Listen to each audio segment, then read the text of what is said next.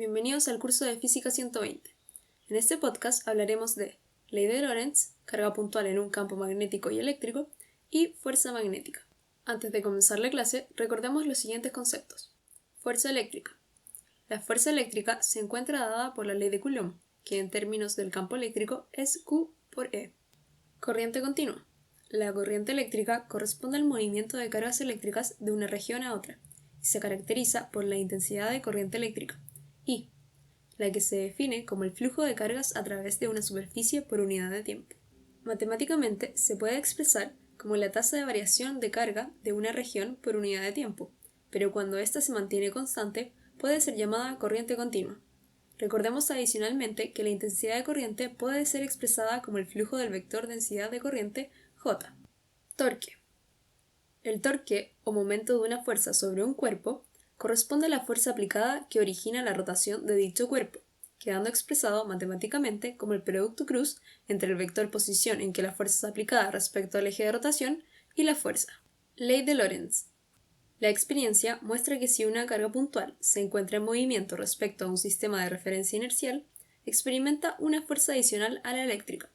Dicha fuerza se denomina fuerza magnética y verifica ser proporcional a la carga y su velocidad, siendo su dirección siempre perpendicular a la velocidad de la carga.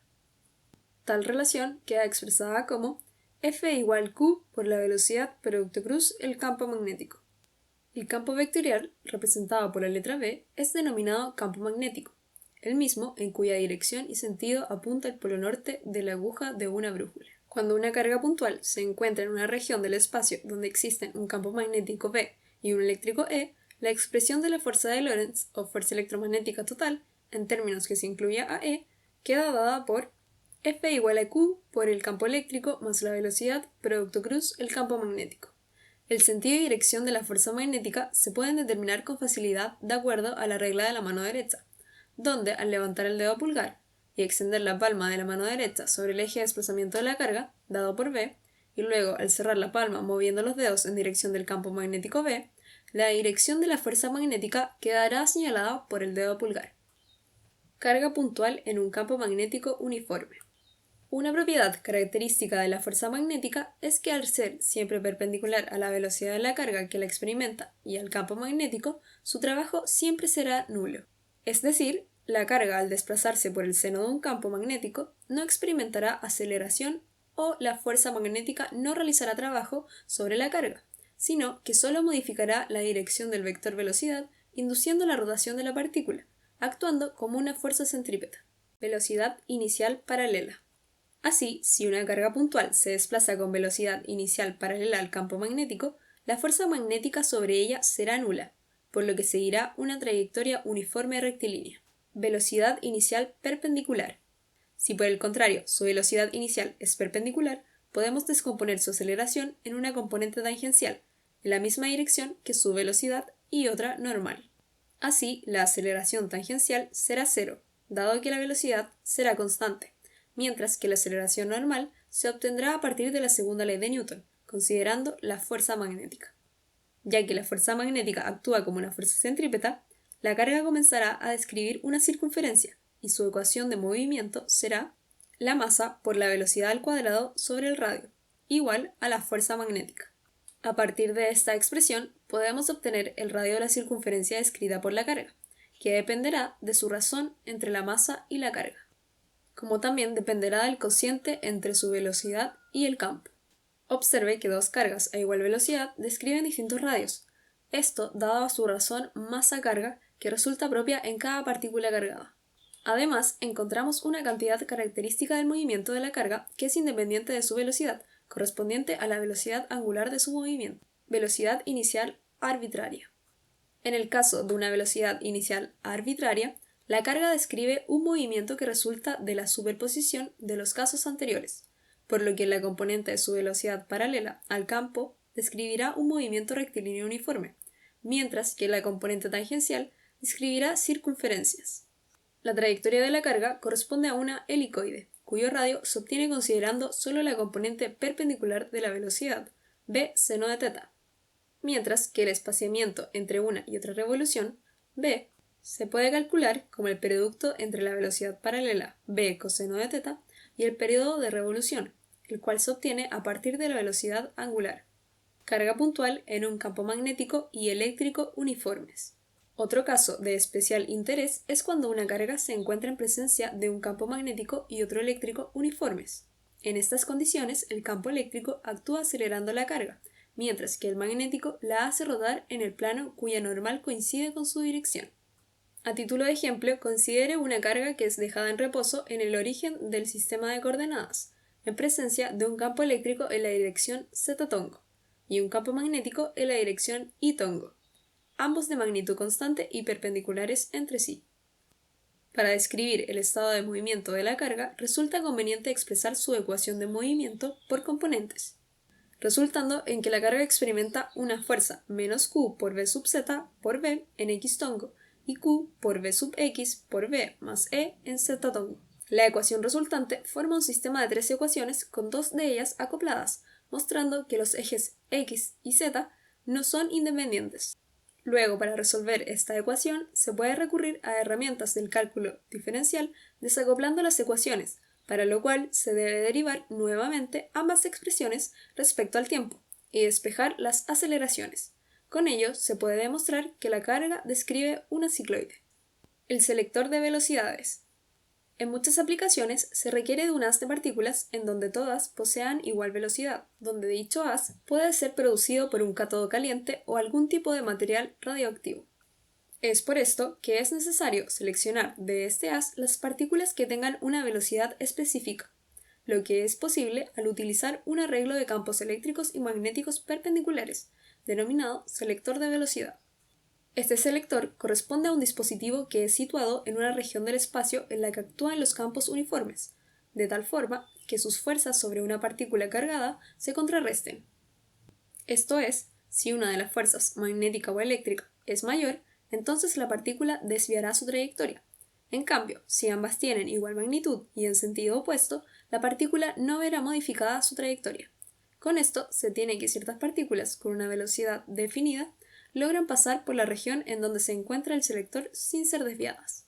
Para determinar dicha velocidad, de acuerdo al ejemplo ilustrado, tenemos una carga Q con velocidad en -b z tongo, un campo eléctrico E en -i tongo y un campo magnético B en -x tongo, quedando la fuerza total experimentada por la partícula como F igual Q por B del campo magnético menos E, por lo que la velocidad con que la carga sale del selector sin ser desviada es igual al cociente entre el campo eléctrico y el magnético. Espectrómetro de masas. Corresponde a un dispositivo que sirve para conocer la masa de los iones para así poder determinar masas atómicas y moleculares. Estos dispositivos emplean un selector de velocidad para generar un flujo de partículas con velocidades uniformes, donde a la salida de este son desviadas en función de la razón entre su masa y carga por la fuerza magnética. Para determinar la desviación, en el ejemplo ilustrado se asume que las partículas salen del selector con velocidad b igual a b en i tongo, la que resulta igual al campo eléctrico por el campo magnético, como habíamos dicho anteriormente. Luego se tiene que a la salida del selector el campo magnético persiste como b en -x tongo y como no existe aceleración, se tiene que las partículas seguirán una trayectoria circular de radio r igual a m por q por e por b al cuadrado. A partir de esto, se consigue separar las partículas ionizadas, ya que aquellas con mayor razón entre su masa y carga viajarán en trayectorias más grandes al salir del selector, impactando la pantalla de este.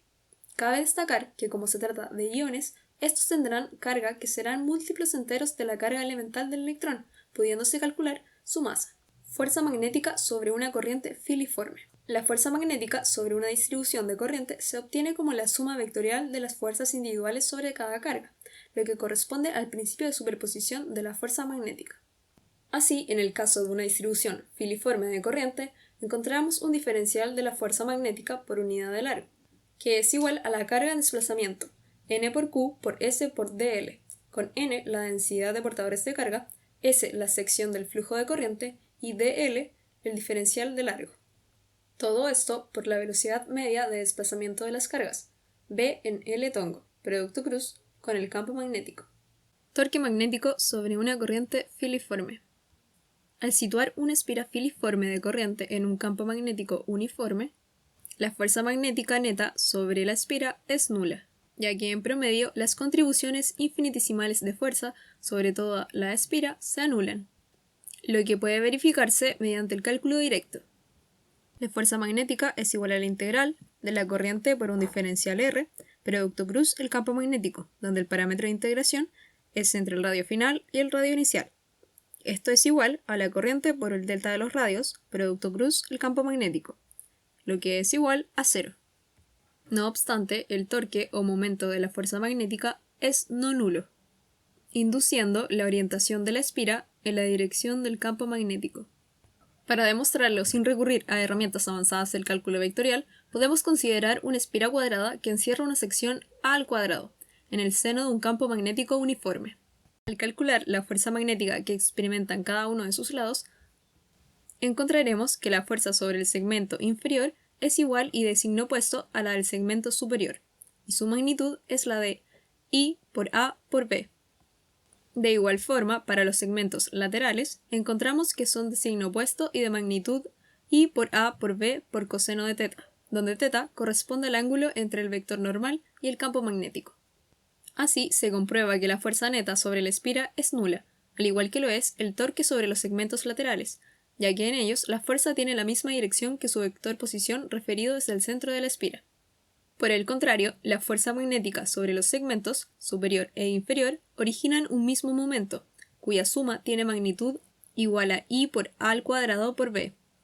Dicho resultado puede ser expresado introduciendo una cantidad denominada momento magnético, que resulta igual al producto entre la corriente de la espira y su vector superficie, tal que el torque de la fuerza magnética queda expresado como el producto cruz entre el momento de la espira y el campo magnético. Este torque tiende a orientar la espira en la dirección del campo magnético. Durante la orientación de la espira, el campo realiza un trabajo que almacena energía potencial en el sistema. Dicho trabajo es igual a la energía requerida para hacer girar la espira hasta un ángulo dado a partir de un ángulo de referencia, expresándose como la integral del torque magnético respecto al ángulo. Así, si escogemos como orientación de referencia cuando el momento magnético y el campo son perpendiculares para establecer el cero de energía, la energía potencial almacenada por el sistema es igual a menos el producto punto entre M y B. Ya con los conceptos vistos, damos por finalizada la clase de hoy. Les dejamos un resumen y unos consejos de gran utilidad. Nos encontramos en el próximo podcast.